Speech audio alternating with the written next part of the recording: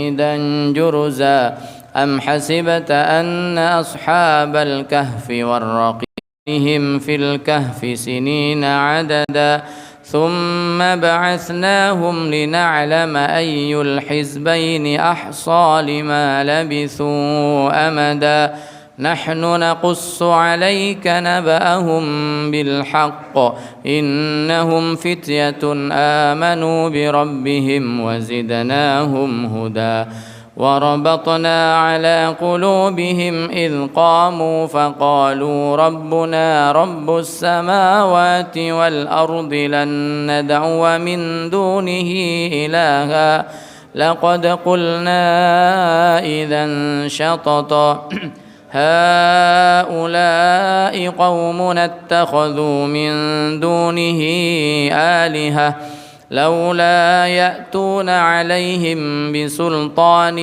بين فمن أظلم ممن افترى على الله كذبا وإذ اعتزلتموهم وما يعبدون إلا الله فأووا إلى الكهف ينشر لكم ربكم من رحمته ويهيئ لكم من أمركم مرفقا وترى الشمس إذا طلعت تزاور عن كهفهم ذات اليمين وإذا غربت تقرضهم ذات الشمال وهم في فجوة منه ذلك من آيات الله من يهد الله فهو المهتد ومن يضلل فلن تجد له وليا مرشدا وتحسبهم أيقاظا وهم رقود ونقلبهم ذات اليمين وذات الشمال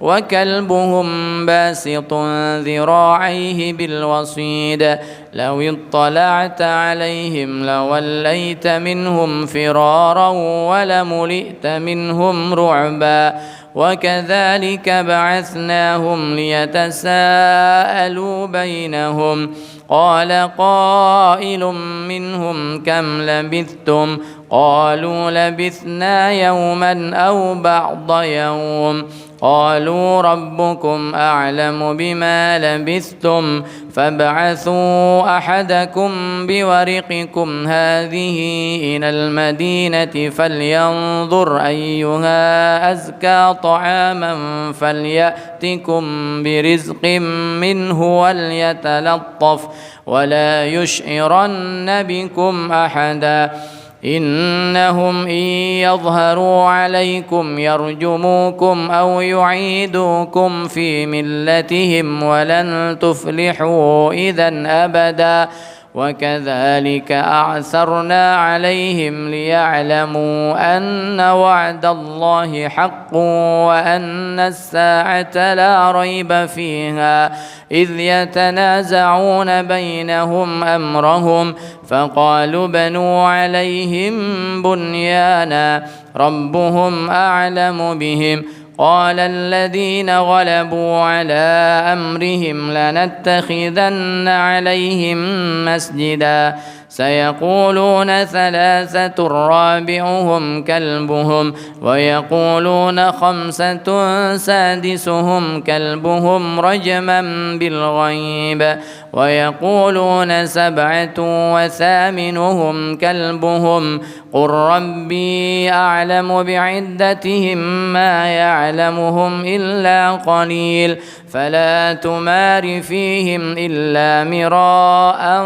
ظاهرا ولا تستفت فيهم منهم أحدا ولا تقولن لشيء إني فاعل ذلك غدا إلا أن يشاء الله واذكر ربك إذا نسيت وقل عسى أن يهديني ربي لأقرب من هذا رشدا ولبثوا في كهفهم 300 سنين وازدادوا 9 قل الله أعلم بما لبثوا له غيب السماوات والأرض أبصر به وأسمع ما لهم من دونه من ولي ولا يشرك في حكمه أحدا واتل ما أوحي إليك من كتاب ربك لا مبدل لكلماته ولن تجد من دونه ملتحدا واصبر نفسك مع الذين يدعون ربهم بالغداة والعشي يريدون وجهه ولا تعد عيناك عنهم تريد زينة الحياة الدنيا ولا تطع من أغفلنا قلبه عن ذكرنا واتبع هواه وكان أمره فرطا وقل الحق من ربكم فمن شاء فليؤمن ومن شاء فليكفر إنا أعتدنا للظالمين نارا أحاط بهم سرادقها وإن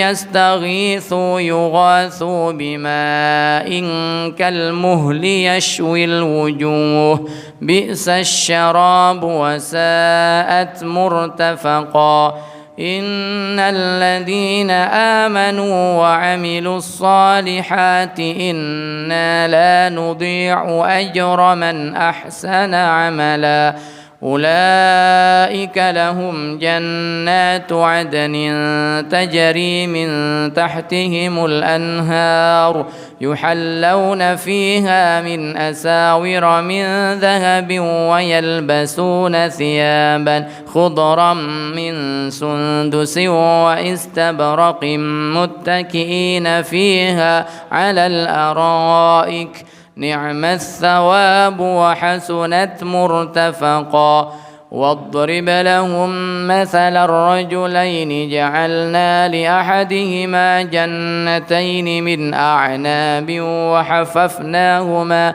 بنخل وجعلنا بينهما زرعا كلتا الجنتين آتت أكلها ولم تظلم منه شيئا وفجرنا خلالهما نهرا وكان له ثمر فقال لصاحبه وهو يحاوره أنا أكثر منك مالا وأعز نفرا ودخل جنته وهو ظالم لنفسه قال ما أظن أن تبيد هذه أبدا وما أظن الساعة قائمة ولئن رددت إلى ربي لأجدن خيرا منها منقلبا قال له صاحبه وهو يحاوره أكفرت بالذي خلقك من تراب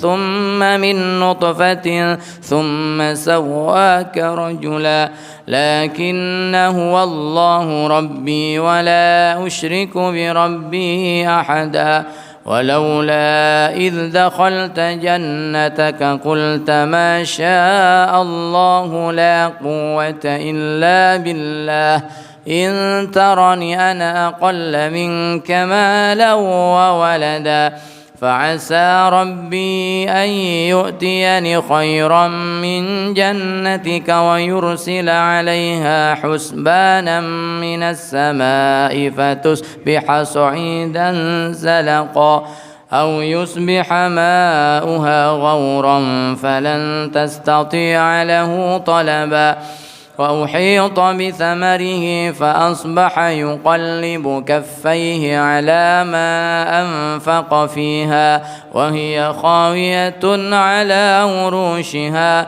ويقول يا ليتني لم أشرك بربي أحدا ولم تكن له فئة ينصرونه من دون الله وما كان منتصرا هنالك الولاية لله الحق هو خير ثوابا وخير عقبا واضرب لهم مثل الحياة الدنيا كماء إن أنزلناه من السماء فاختلط به نبات الأرض فأصبح هشيما تذروه الرياح وكان الله على كل شيء مقتدرا.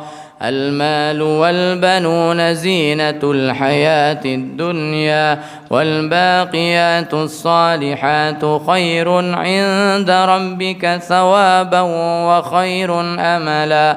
ويوم نسير الجبال وترى الأرض بارزة وحشرناهم فلم نغادر منهم أحدا وعرضوا على ربك صفا لقد جئتمونا كما خلقناكم أول مرة بل زعمتم أن لن نجعل لكم موعدا. ووضع الكتاب فترى المجرمين مشفقين مما فيه ويقولون يا ويلتنا ما لهذا الكتاب لا يغادر صغيرة ولا كبيرة إلا أحصاها ووجدوا ما عملوا حاضرا ولا يظلم ربك أحدا. وإذ قلنا للملائكة اسجدوا لآدم فسجدوا إلا إبليس كان من الجن ففسق عن أمر ربه أفتتخذونه وذريته أولياء من دوني وهم لكم عدو بئس للظالمين بدلا. ما أشهدتهم خلق السماوات والأرض ولا خلق أنفسهم وما كنت متخذ المضلين عضدا. ويوم يقول نادوا شركائي الذين زعمتم فدعوهم فلم يستجيبوا لهم وجعلنا بينهم موبقا. ورأى المجرمون النار فظنوا أنهم مواقعوها ولم يجدوا عنها مصرفا. ولقد صرفنا في هذا القرآن للناس من كل مثل وكان الإنسان أكثر شيء جدلا. وما منع الناس أن يؤمنوا إذ جاءهم الهدى ويستغفروا ربهم إلا أن تأتيهم سنة الأولين أو يأتيهم العذاب قبلا.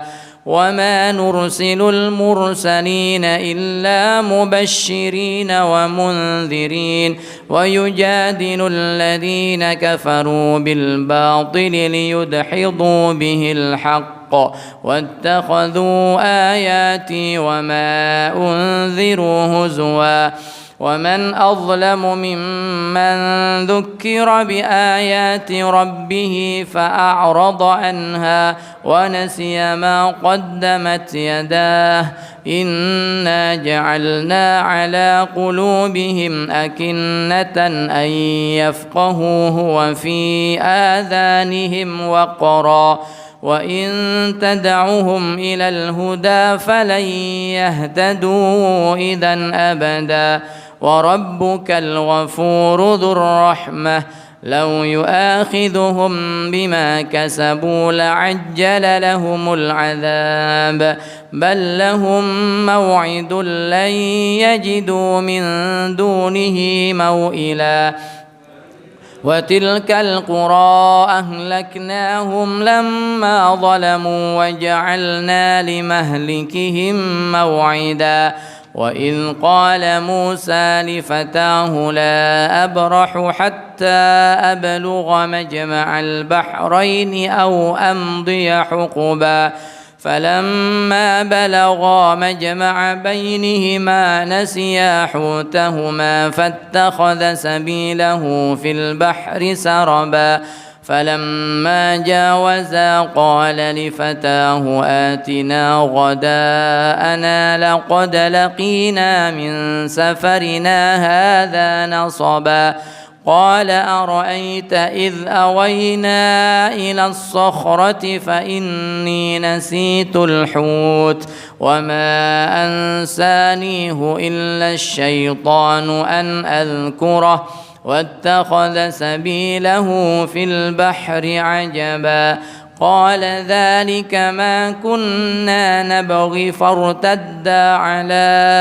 آثارهما قصصا فوجدا عبدا من عبادنا آتيناه رحمة من عندنا وعلمناه من لدنا علما قال له موسى هل أتبعك على أن تعلمني مما علمت رشدا قال إنك لن تستطيع معي صبرا وكيف تصبر على ما لم تحط به خبرا قال ستجدني إن شاء الله صابرا ولا أعصي لك أمرا قال فإن اتبعتني فلا تسألني عن شيء حتى أحدث لك منه ذكرا فانطلقا حتى إذا ركبا في السفينة خرقها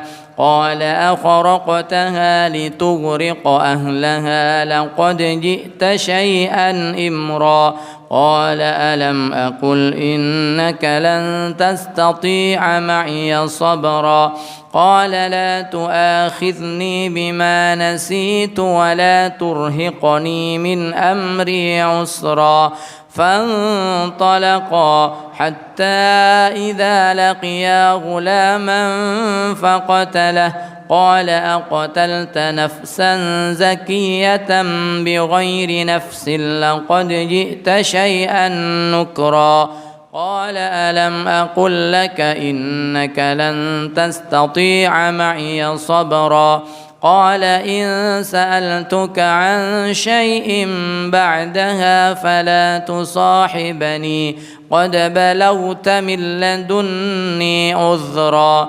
فانطلقا حتى إذا أتيا أهل قرية استطعما أهلها فأبوا أن يضيفوهما فوجدا فيها جدارا يريد أن ينقض فأقامه قال لو شئت لاتخذت عليه أجرا قال هذا فراق بيني وبينك سأنبئك بتأويل ما لم تستطع عليه صبرا أما السفينة فكانت لمساكين يعملون في البحر فأردت أن أعيبها وكان وراءهم ملك يأخذ كل سفينة غصبا وأما الغلام فكان أبواه مؤمنين فخشينا أن يرهقهما طغيانا وكفرا فأردنا أن يبدلهما ربهما خيرا منه زكاة وأقرب رحما وأما الجدار فكان لغلامين يتيمين في المدينة وكان تحته كنز لهما وكان أبوهما صالحا فأراد ربك أن يبلغا أشدهما ويستخرجا كنزهما رحمة من ربك وما فعلته عن أمري ذلك تأويل ما لم تسطع عليه صبرا ويسألونك عن ذي القرنين قل سأتلو عليكم منه ذكرا إنا مكنا له في الأرض وآتيناه من كل شيء سببا فأتبع سببا حتى إذا بلغ مغرب الشمس وجدها تغرب في عين حمئة ووجد عندها قوما قلنا يا ذا القرنين إما أن تعذب وإما أن تتخذ فيهم حسنا قال أما من ظلم فسوف نعذبه ثم يرد إلى ربه فيعذبه عذابا نكرا وأما من آمن وعمل صالحا فله جزاء الحسنى وسنقول له من أمرنا يسرا ثم أتبع سببا حتى إذا بلغ مطلع الشمس وجدها تطلع على قوم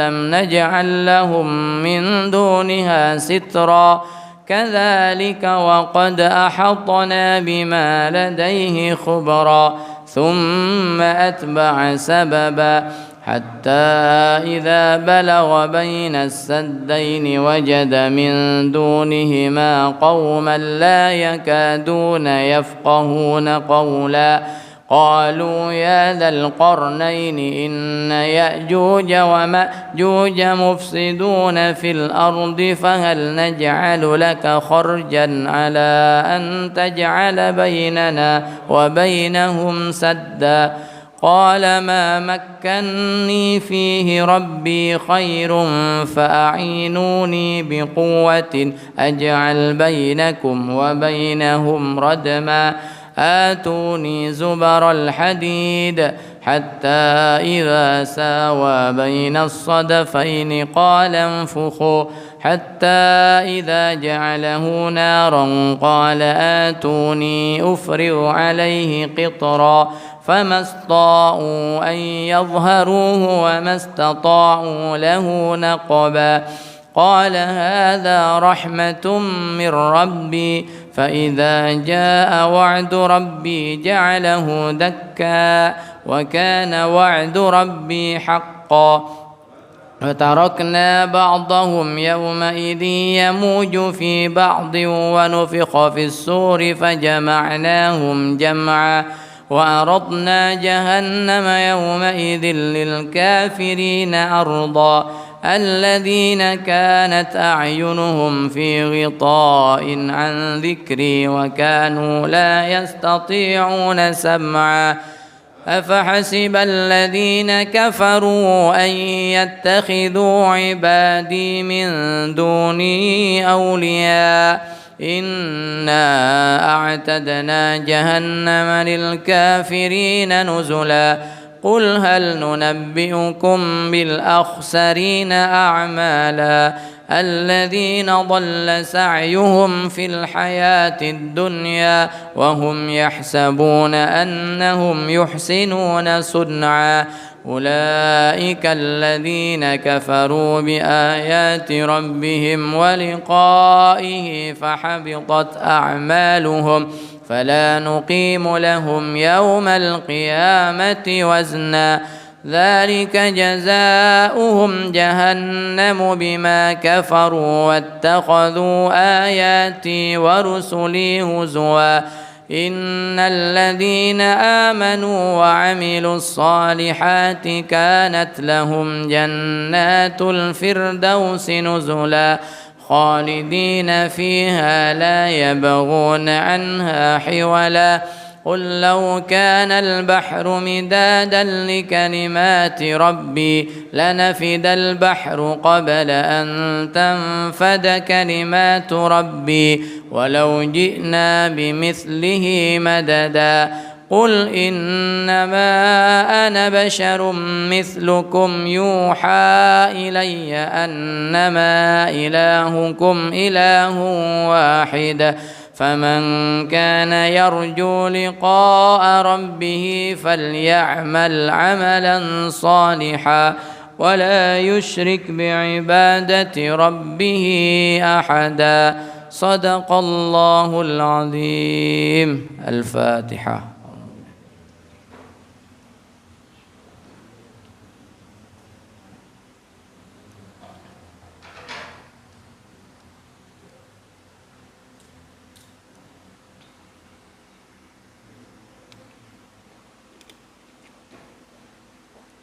الحمد لله.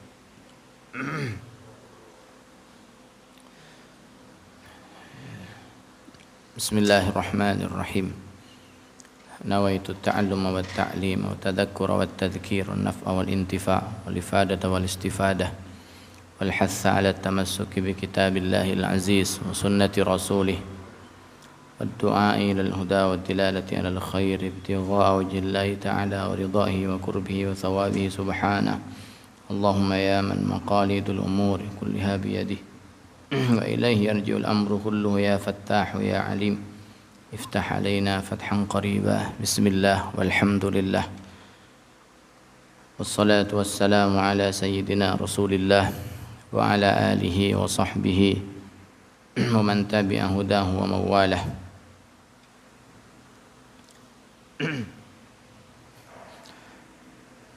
Alhamdulillah, kita bersyukur kepada Allah Ta'ala. Detik ini, di tempat ini, kita dipertemukan oleh Allah di tempat yang paling mulia, di bulan yang mulia, di waktu yang mulia, bulan di mana Rasulullah sallallahu alaihi wasallam mengatakan dzaka syahrun yaghfulun nasu dzaka syahrun yaghfulun nasu anhu baina Rajab wa Ramadan. Bulan Sya'ban ini oleh Nabi disebut dengan bulan di mana banyak orang lalai, banyak orang kendor dalam melakukan kebaikan dan ibadah. Bulan ini diapit oleh bulan Rajab dan bulan Ramadan. Di bulan Rajab banyak kebaikan-kebaikan yang dilakukan, ibadah-ibadah yang dilakukan. Begitu selesai bulan Rajab, masuk bulan Sya'ban, banyak orang mulai kendor lagi dalam ibadahnya. Baru nanti bersemangat lagi ketika masuk di awal bulan Ramadan. Maka supaya kita tidak termasuk orang yang lalai di bulan Sya'ban ini, kita berusaha untuk mengetahui apa-apa yang dianjurkan dan apa yang telah terjadi di bulan Sya'ban.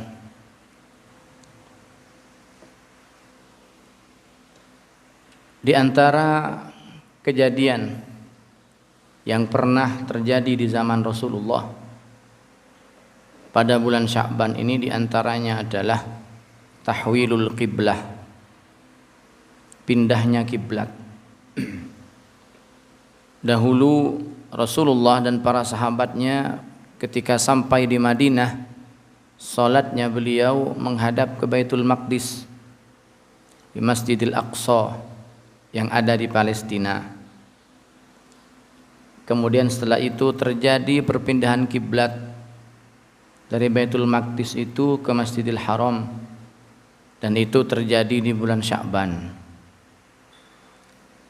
Kana fi syahri Sya'bana tahwilul qiblah. Telah terjadi di bulan Sya'ban ini tahwilul qiblah, perpindahan kiblat, min Baitul Maqdis ilal Ka'bah, dari Baitul Maqdis ke Ka'bah. Wa qad kana sallallahu alaihi wasallam yantadhiru dzalika bi raubatin qawiyyah. Sebelum kiblat ini dipindah oleh Allah, Rasulullah sallallahu alaihi wasallam berkeinginan dengan keinginan yang kuat agar Allah memindahkan kiblat dari Baitul Maqdis ke Ka'bah itu. Nabi menunggu hari demi hari, seraya penuh harap dalam hati beliau Seringkali Nabi menengadahkan wajahnya ke langit, menghadapkan wajahnya ke langit, berharap turunnya wahyu, berharap perintah pindah kiblat dari Baitul Maqdis ke Ka'bah. Wa yaqumu fi kulli yaumin mutaqalliban wajhahu fis sama'. Setiap hari Rasulullah menghadapkan wajahnya ke langit, menunggu datangnya perintah dari Allah. Tetapi beliau tidak meminta dan tidak berdoa, namun hatinya penuh dengan harapan kepada Allah.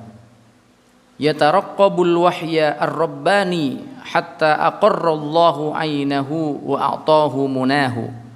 Hingga akhirnya Allah berikan apa yang dikehendaki dan yang diinginkan oleh Rasulullah, karena Allah Maha tahu apa yang ada dalam hati kekasihnya walaupun dia tidak meminta. Allah tahu apa yang diinginkan oleh kekasihnya walaupun Nabi tidak pernah meminta dalam doa-doanya. Maka Allah berikan apa yang dikehendaki oleh Nabi Muhammad. Wa haqqaqa matlubahu bima ardahu. Wa nazala qaulullahi ta'ala, kemudian turun firman Allah dalam Al-Qur'an, qad nara taqalluba wajhika fis sama'. Kata Allah, sungguh kami telah melihat seringnya wajahmu menghadap ke langit. Falanuwalliyannaka qiblatan tardaha, maka sungguh akan kami hadapkan kiblat itu sesuai dengan yang kamu inginkan, wahai Muhammad. Kiblat oleh Allah dipindah sesuai dengan keinginan Nabi Muhammad, sesuai dengan kemauan Nabi Muhammad. Fawalli wajhaka syatral masjidil haram, maka hadapkanlah wajahmu ke arah Masjidil Haram. Waktu itu Nabi posisi di Madinah, disuruh hadapkan wajahnya oleh Allah dalam sholatnya ke Masjidil Haram. Sejak itu kiblat pindah ke Masjidil Haram. Wa haitsuma kuntum fawallu wujuhakum syatrah, dan dimanapun kalian berada, maka hadapkanlah wajah kalian ke arah Masjidil Haram. Nah, sekarang ayat ini menjadi bukti. Ayat ini menjadi bukti tentang firman Allah dalam surat Ad-Duha, wala saufa yu'tika rabbuka fatardah, kata Allah, dan kamu akan diberikan oleh Tuhanmu sampai kamu ridho, wahai Muhammad.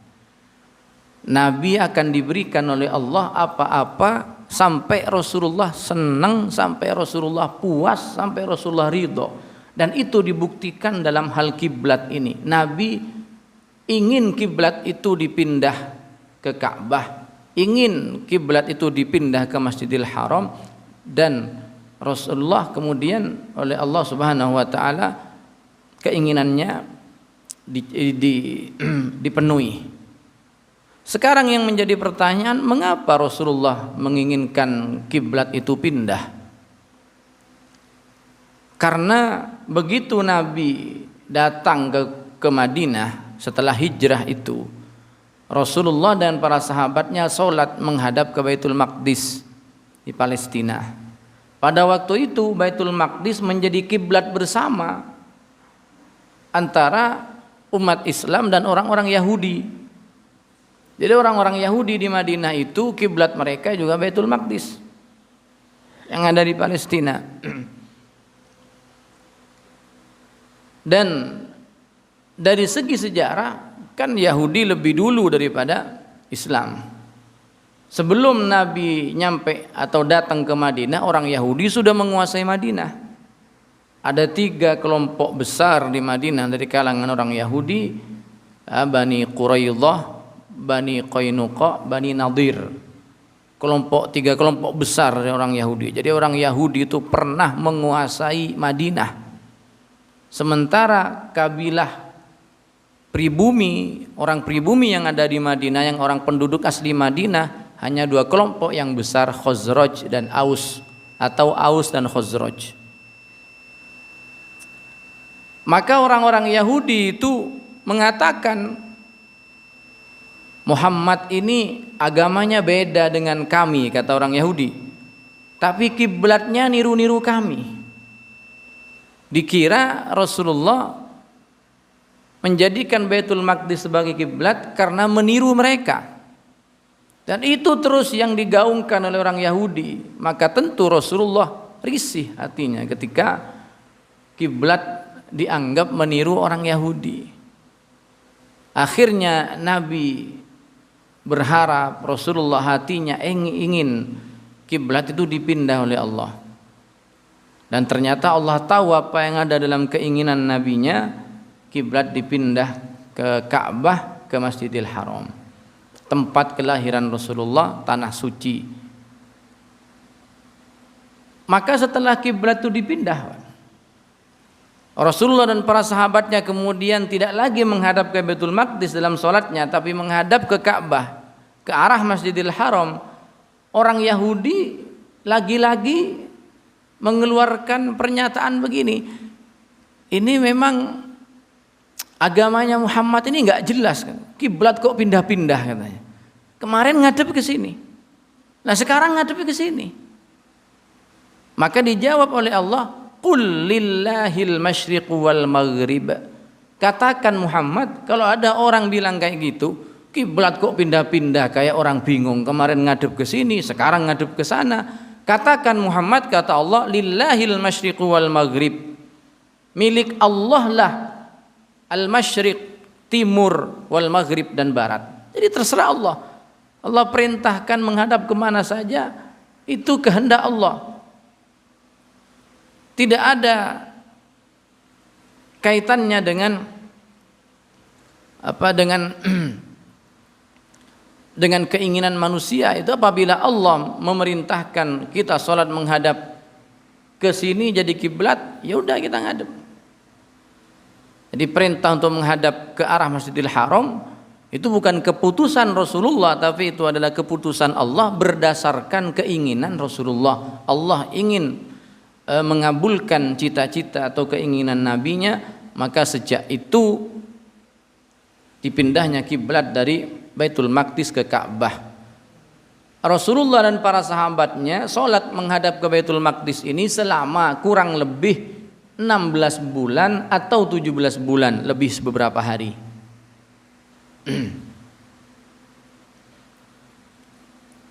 Wa yatahaqqaqu fihi qaulu sayyidatu Aisyah radhiyallahu wa yatahaqqaqu fihi qaulu sayyidati Aisyah radhiyallahu anha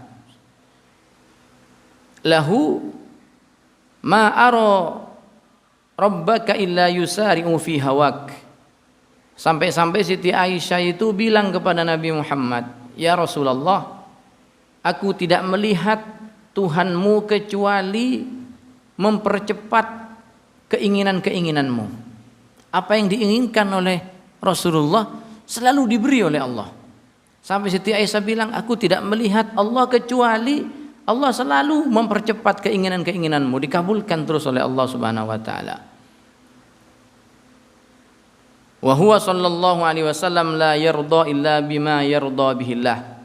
Dan tentunya keinginan-keinginan Rasulullah ini tidaklah terjadi kecuali pada keinginan yang diridhai oleh Allah. Begitu pula kita kalau punya keinginan, punya kehendak, taruhlah kehendak dan keinginan kita pada sesuatu yang diridhai oleh Allah. Jangan pengen sesuatu yang enggak diridhai oleh Allah, susah dikabulkan. Keinginan, cita-cita kita harus bercita-cita sesuatu yang mana itu diridhai oleh Allah. Jangan bercita-cita, jangan berkeinginan sesuatu yang dimurkai oleh Allah. Dan begitu setiap keinginan Rasulullah, setiap kehendak Rasulullah selalu pastinya dia sesuai dengan kehendak Allah Subhanahu wa taala. Qala Abu Hatim, Al-Imam Abu Hatim mengatakan, Shallal muslimuna ila baitil maqdis sab'ata asyara syahran wa thalathata ayyamin sawa'a. Kata Abu Hatim, orang-orang Islam di masa awal itu salat menghadap ke Baitul Maqdis selama 17 bulan dan 3 hari. 17 bulan 3 hari sebagian pendapat, ada yang mengatakan 16 bulan. Wa dzalika anna qudumahu al-Madinata kana yaumal itsnain, karena Nabi datang ke Madinah pertama kali setelah hijrah itu hari Senin. Artinya dihitung dari datangnya Nabi sampai datangnya perintah menghadap ke kiblat ini. Wa amarallahu azza wa jalla biistiqbalil Ka'bah yaumas tsulatsa lin nisfi min Sya'ban. Nah, ini satu pendapat kapan di bulan Sya'ban itu dipindahnya kiblat, dikatakan bahwa pada nisfu Sya'ban, lin nisfi min Sya'ban, di pertengahan bulan Sya'ban. Di tahun kedua setelah Rasulullah setahun lebih, yaitu tahun kedua ada di Madinah. Dan kiblat ini para hadirin menjadi simbol persatuan.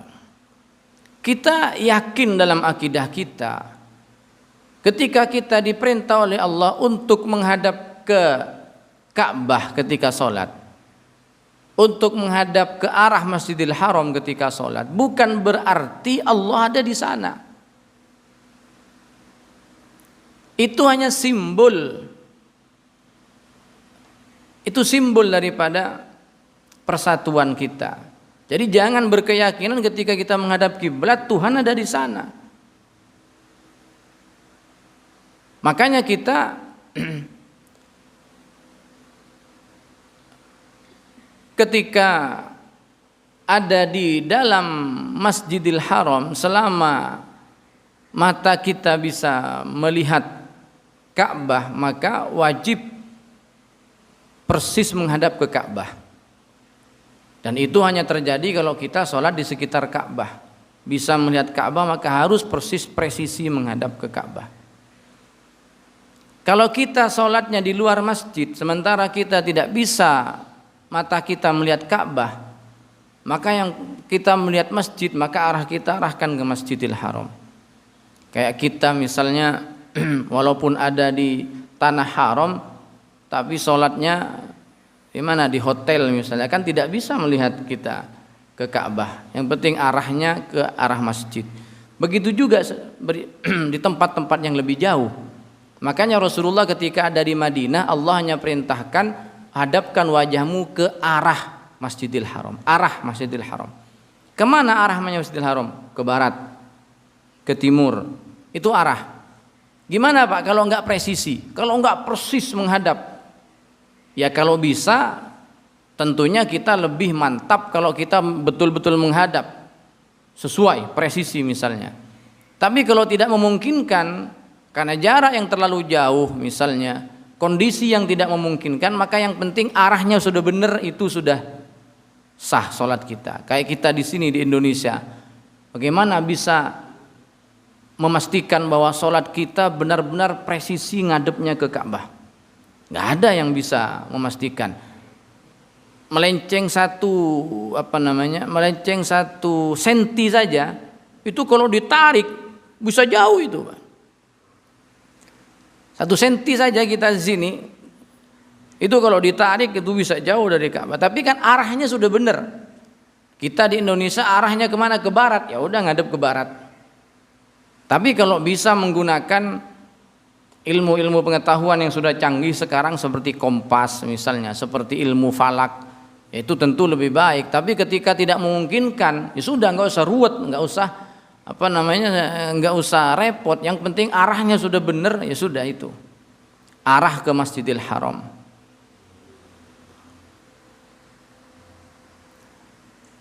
Dan dulu ini satu kisah tentang ada satu kisah yang pernah diceritakan oleh sebagian daripada orang-orang yang kami percaya. Dulu katanya pernah terjadi ada orang Barat itu mengejek orang Islam. Ada orang Barat ngejek orang Islam. Gimana ejekannya? Orang Islam ini katanya susah diajak disiplin, susah diajak lurus dalam baris berbaris. Kebetulan yang ngejek ini seorang panglima yang ada di, kalau nggak salah di Eropa, iya. Ada seorang panglima di Eropa itu ketemu dengan seorang panglima dari orang Muslim. Lalu dia ngejek panglima yang Muslim ini. Apa orang Islam itu susah diajak disiplin katanya. Baris berbaris saja ruwet ngaturnya, lama sekali. Coba kami orang-orang Barat, orang-orang Eropa, tentara-tentara kami, satu kompi tidak sampai 5 menit kami ngatur mereka untuk baris berbaris. Langsung begitu diatur, diajak baris berbaris, langsung rapi, lurus barisannya. Tapi orang Islam ini lembek, orang Islam ini susah diatur. Diatur yo kadang ngatur. Orang Islam ini diajak ada baris berbaris, susah sekali. Akhirnya seorang panglima dari kalangan orang Islam ini berkata, Anda pernah melihat live ibadah sholat di Masjidil Haram? Oh ya enggak pernah, wong saya bukan orang Islam. Akhirnya sebentar lagi kata dia kita nonton live di TV ketika sudah masuk waktu sholat di Masjidil Haram. Buat apa? Sudah kita nonton saja. Alhasil setelah itu di setel TV yang besar, dan kebetulan yang di setel adalah live Masjidil Haram, karena sampai sekarang kan kita bisa nonton itu, bisa lihat kita. Nah, ketika adzan berkumandang beberapa saat sebelumnya, itu kan kondisi orang yang ada di masjid itu macam-macam. Ada yang sedang tawaf, ada yang sedang rebutan Hajar Aswad, ada yang sedang sholat, ada yang sedang duduk-duduk, ada yang sedang selfie-selfie, macam-macam kondisinya. Artinya kita lihat itu ya berbagai macam aktivitas ada di sana. Tapi begitu sudah adzan, semua sudah mulai agak rapi. Ujungnya itu ketika iqomah. Ketika iqamah, qad qamatis salatu qad qamatis salah, sudah mulai merapat gitu kan, membentuk barisan sendiri-sendiri. Begitu selesai hanya dikomando oleh imamnya hanya bilang istawu istawu. Itu kan kata Sudes, istawu istawu, luruskan luruskan, langsung itu lurus membentuk lingkaran lagi. Coba kalau kita lihat itu kan luar biasa itu, kalau kita lihat lurus tapi membentuk lingkaran. Akhirnya kata panglima yang Muslim, tentara Anda bisa nggak lurus membentuk lingkaran begini tanpa dikomando lama-lama, hanya cukup luruskan luruskan, langsung itu mengelilingi Ka'bah itu. Kalau di zoom itu semua luar biasa, itu kayak garis gitu, seperti garis. Nah kata panglima Muslim, siapa bilang orang Islam susah diajak baris berbaris? Tuh lihat, panglimanya hanya bilang istawu istawu, semua langsung mengambil posisi masing-masing, bukan hanya berbaris lurus dengan berbaris lurus secara lurus, tapi dia membentuk lingkaran, tapi bisa lurus lingkarannya. Itu coba, itu akhirnya panglima yang non muslim ini, iya kok bisa ya? Nah, makanya sholat berjamaah itu menghadap ke kiblat kita bersama ketika ada di Masjidil Haram, karena kiblatnya adalah Ka'bah, posisinya mengelilingi Ka'bah. Ketika di tempat-tempatnya ini kita di sini menghadap ke arah masjid, yaitu ke arah barat, maka soft itu dianjurkan untuk diingatkan oleh imam supaya softnya dirapatkan dan diluruskan. Itu menunjukkan simbol persatuan. bahwa umat Islam itu bersatu, umat Islam itu rukun dalam sofnya. Karena kalau orang nggak rukun itu ketahuan, biasanya sofnya nggak mau rapat, ada jaraknya.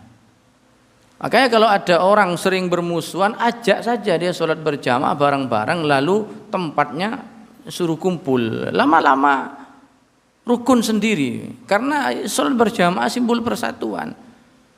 Tempatnya diposisikan suruh bareng begitu. Dulu biasanya kami kalau di pondok itu biasanya kalau ada santri yang sering berantem itu biasanya sama ustadz suruh bareng, suruh kumpul ketika sholat itu. Akhirnya ketika sholat mau nggak mau, assalamualaikum warahmatullah, assalamualaikum warahmatullah, salaman. Mungkin awalnya begini pak salamannya, dia nggak pura-pura nggak ngelihat.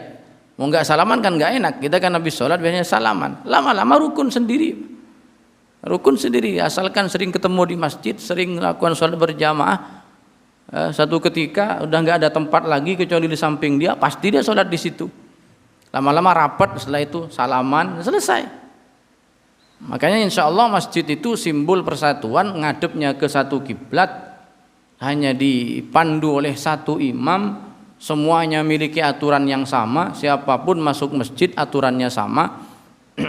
Dan masjid ini dari zaman Nabi sudah, ketika Rasulullah membangun Masjid Nabawi, setelah dibangun, setelah diresmikan, di situ ada namanya al-mu'akhah, mempersaudarakan. Nabi mempersaudarakan sahabat-sahabat muhajirin dan ansor itu dipersaudarakan oleh Nabi. Makanya simbol persatuan. Kalau ada masjid yang mempersatukan umat, itu sudah sesuai dengan fungsinya.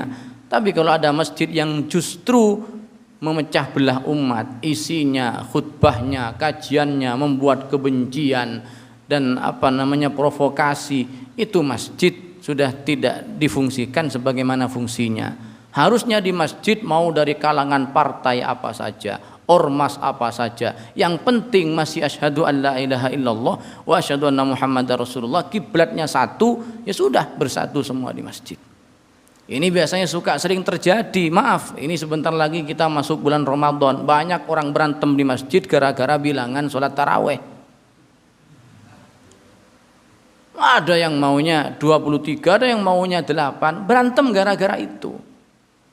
Di masjid saling kok bisa nggak bersatu, nggak mau yang ini nggak mau bermakmum kepada yang ini karena ini sekian rakaat, yang ini nggak mau bermakmum. Akhirnya di masjid ada 3 kelompok sholat berjamaah di waktu yang sama.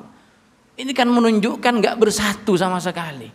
Kalau di masjid ini yang mau 8 silahkan di ujung di masjid sebelah selatan, yang mau 23 masjid sebelah utara. Di masjid dalam satu waktu bisa ada 2 kubu itu. Kenapa nggak cari jalan tengah? Itu pernah terjadi dulu Pak di Mesir.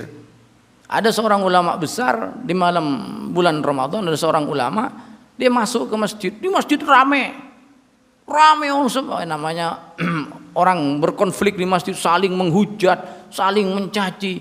Loh kok rame-rame? Ini harusnya sholat tarawih kok malah rame orang berantem.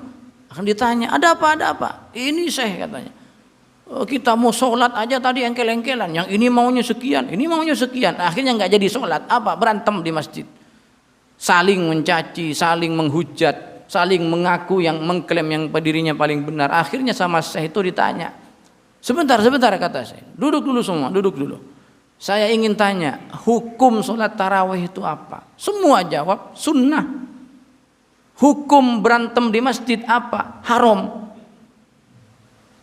Ya udah, jangan sampai alasan kita ingin melakukan yang sunnah tapi harus berantem, kita terjebak kepada perkara yang haram. Nah, ini banyak terjadi. Kami mendengarkan cerita dari beberapa teman di masjid, itu sering terjadi perbedaan pendapat yang tidak bisa diambil jalan tengahnya. Akhirnya masjid justru tidak menjadi simbol persatuan, malah menjadi simbol perpecahan dan permusuhan. Ini kira-kira yang bisa kami sampaikan di bulan Sya'ban. Sekali lagi pernah terjadi tahwilul kiblah, perpindahan kiblat. Karena kita tidak tahu, karena ini tidak diperingati, Pak. Kita kan nggak tahu, banyak dari kita atau mungkin sebagian sudah tahu, tapi banyak dari kita nggak tahu bahwa kiblat itu dipindah oleh Allah di bulan Sya'ban. Kenapa? Karena tidak pernah diperingati. Pernah ada peringatan perpindahan kiblat, pengajian umum dalam rangka memperingati pindahnya kiblat? Nggak pernah. Makanya pentingnya peringatan-peringatan itu penting. Peringatan-peringatan apa yang dialami oleh Rasulullah penting diperingati untuk kita ketahui. Kalau enggak ada peringatan Isra Mi'raj, mungkin kita juga enggak tahu kalau Isra Mi'raj itu terjadi di bulan Rajab. Kalau enggak ada peringatan itu. Karena kita enggak membaca sejarah hidupnya Rasulullah. Sehingga sekali lagi apapun yang pernah terjadi dalam kehidupan Rasulullah itu penting untuk diperingati. Paling tidak kita tahu sejarahnya. Nuzulul Quran misalnya, kalau enggak diperingati kita mungkin tidak tahu. Dan seterusnya dan seterusnya. Banyak juga karena tidak diperingati, yaitu terjadinya perang Badar. Coba perang Badar pada tanggal berapa, bulan apa, banyak kita nggak tahu. Padahal terjadi di bulan Ramadan. Itu karena tidak diperingati, tidak kita nggak tahu sejarah, tidak mengenang sejarah itu, tidak mengenang para mujahid yang jumlahnya 300 lebih di perang Badar itu. Baik. Mari kita tutup dengan doa di akhir pertemuan ini. Bismillahirrahmanirrahim. Alhamdulillahirabbil alamin. Allahumma shalli wa sallim wa barik ala sayyidina Muhammad wa alihi wa sahbihi ajma'in. Allahumma inna nastaudi'uka ma qara'nahu wa ma qabla fi hadzal majlis wa ma qablahu wa ma ba'dahu fahfazhu alaina hatta taruddahu ilaina waqta ihtiyajina ilaih ya arhamar rahimin ya arhamar rahimin ya arhamar rahimin. Allahumma ja'al jam'ana hadha jam'an marhuma wa jam'an mubaraka wa jam'an mardiya wa tafarruqana min ba'dihi tafarruqan ma'suma wa la taj'alna wa la fina wa la bainana wa la hawlana syaqiyan wa la matrudan wa la mahruma. Allahumma barik lana fi syahrina hadha syahri sya'ban wa ballighna ramadan wa inna fihi 'ala as-siyami wal qiyami wa qira'atil Qur'an. ربنا آتنا في الدنيا حسنة وفي الآخرة حسنة وقنا عذاب النار وصل اللهم وسلم وبارك على سيدنا محمد النبي الأمي وعلى آله وصحبه أجمعين والحمد لله رب العالمين. سبحانك اللهم وبحمدك أشهد أن لا إله إلا أنت أستغفرك وأتوب إليك. العفو منكم. السلام عليكم ورحمة الله وبركاته.